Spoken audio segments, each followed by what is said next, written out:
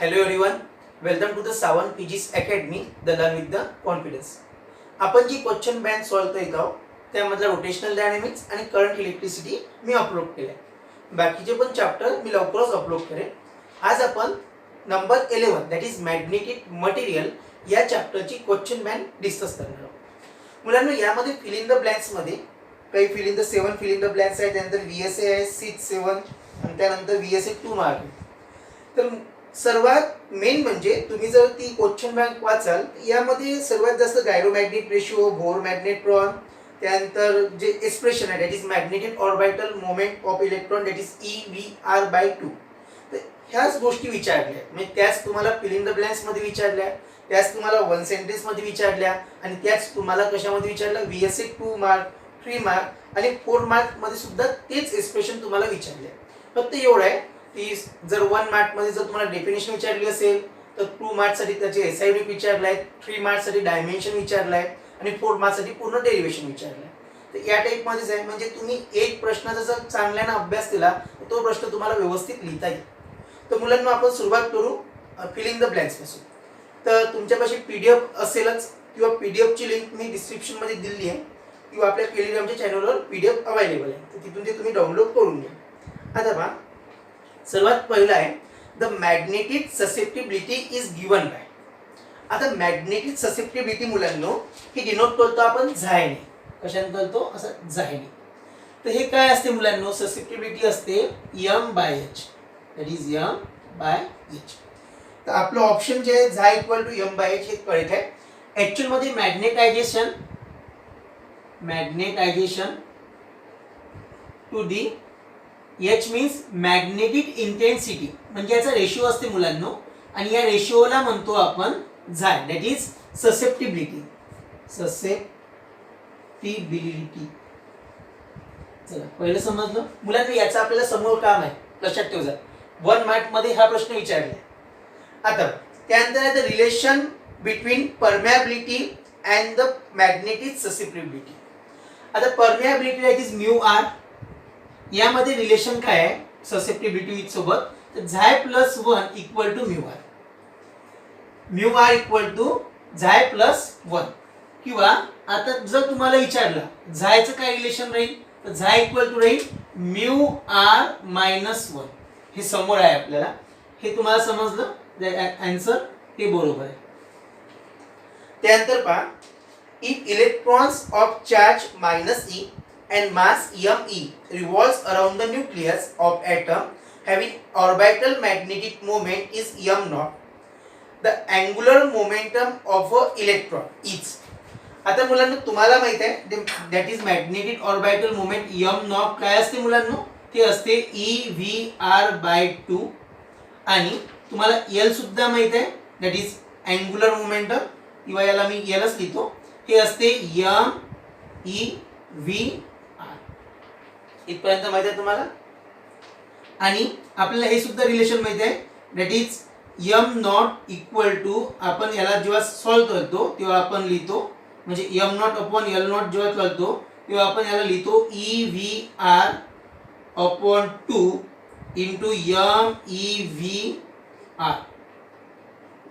VR cancel, आपल्यापाशी राहतो E/2 ME equal to M0. आणि हा L0 जर मी इथे दिला तर या टाइप मध्ये डेरिव्हेशन मध्ये, म्हणजे या टाइप मध्ये तो फॉर्म्युला बनेल. आता आपल्याला काय विचारलंय?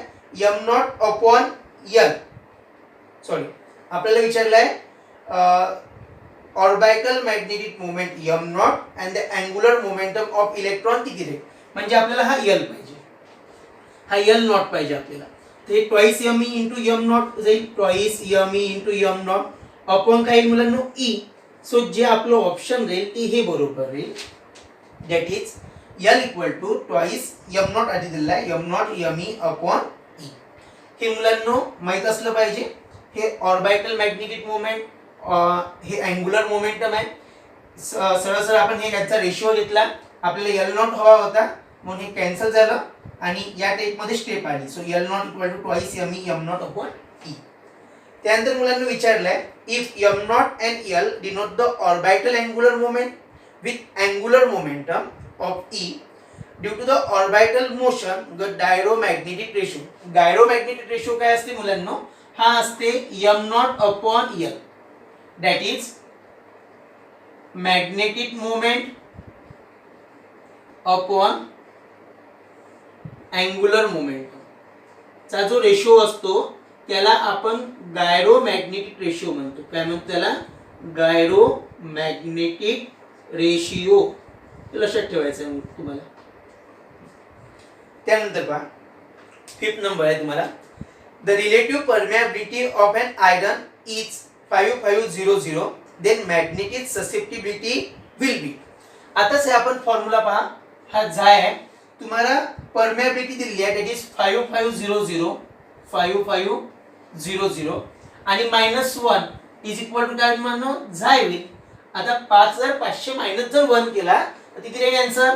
5499. 5500 रुपये, त्यामधून 1 रुपयाचं तुम्ही चॉकलेट काढलं, तुमच्याशी 5499 राहिले.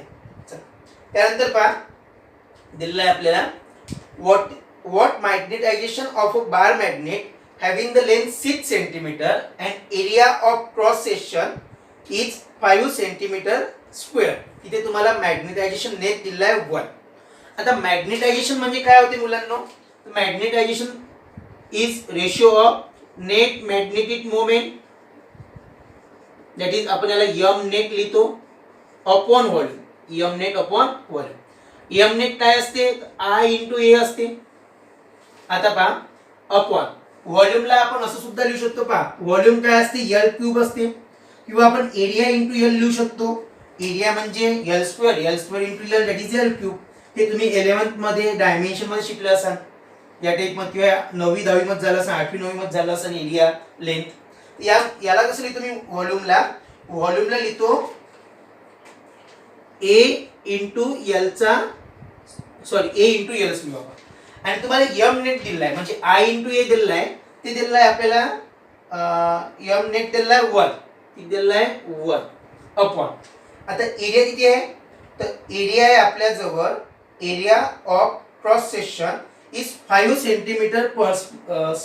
Centimetre square. मुलांना आपण याला काय करू? याला आपण SI म्हणतो, दॅट इज 5 × 10⁻⁻4. समजेल? आणि त्यानंतर जे आपल्याला 6 सेंटीमीटर लेंथ दिलेली आहे, तर लेंथला पण आपण SI म्हणतो, दॅट इज 6 × 10⁻². म्हणजे पहा, याला मल्टिप्लाय केलं तर 5 म्हणजे 6 पंच 30 सरळ सरळ, आणि हा -4 आहे, हा -2 आहे, minus minus plus, that is 10⁻⁻6. हा पहा 1/30. आता याला काय करतो मुलांना, मी वरतं 100 लिहितो. काय लिहितो? 100. म्हणजे हा होईल 10⁻⁻2, आणि हे जे -30 आहे याला वरतं नेतो, तर हे होईल 10⁻+6. -2 + 6 दॅट इज -4. हे इथे लिहितो मुलांना, सॉरी, -2 + 6 चिन्ह मोठ्या साइन म्हणजे मोठ्या याचे, दॅट इज +4. आणि त्या 100ला जर तुम्ही 30 न डिवाइड केलं तर 3 × 9 दॅट इज 90. in 10 0.0 30 90 3.33 येईल. तुम्ही याला असं डायरेक्ट लिहितो 3.3 × 10⁻4. आता आपलं जे आन्सर आलाय ते आहे 3.3 × 10⁻4 आहे, that is ampere per metre. आता त्यानंतर शेवटचं जे न्यूमरिकल दिलं आहे आपल्याला, a magnetic material of susceptibility 3 × 10⁻⁻4 and magnetic intensity is 4 × 10⁻⁻4 ampere per meter, किंवा ampere meter inverse. Then the magnetization in unit ampere per meter is. तर पहा इथे लिहितो, कारण आपल्यापाशी जी व्हॅल्यू दिली आहे, मॅग्नेटिक ससेप्टिबिलिटी दिली आहे, दॅट इज झाय आपल्यापाशी 3 × 10⁻⁻4. आणि त्यानंतर आपल्याला मॅग्नेटिक इंटेन्सिटी दिलेली आहे, दॅट इज H दिला आहे आपल्याला, तो आहे 4 × 10⁻⁻4. आणि आपल्याला माहित आहे m = झाय × h, m × झाय × h. तुम्हाला मी सांगितलं ना, पहा झाय म्हणजे काय होते? ससेप्टिबिलिटी, हे m/h आहे ना. So M by H equal to chi. So M equal to chi into H हे लक्षात ठेवूया. झायची व्हॅल्यू आपल्याशी 3 इंटू 10 पॉवर -4 इंटू 4 इंटू म्हणजे एच ची व्हॅल्यू आहे 10 पॉवर -4. 4 त्रिक 12 into 10 power minus minus plus that is -8 infinity -8. आता मुलांना आपल्याला जे दिलेलं आहे ना ऑप्शन मध्ये ते प्लस 8 दिलेलं आहे. तर ऍक्च्युअल मध्ये तर प्रिंटिंग मिस्टेक झाली असेल. दॅट इज 12 इंटू 10 पॉवर -8 आणि याची युनिट आहे एम्पियर मीटर इनवर्स. आता या टाइप मध्ये आपण सर्वात आधी एमसीक्यू सॉल्व्ह केलं.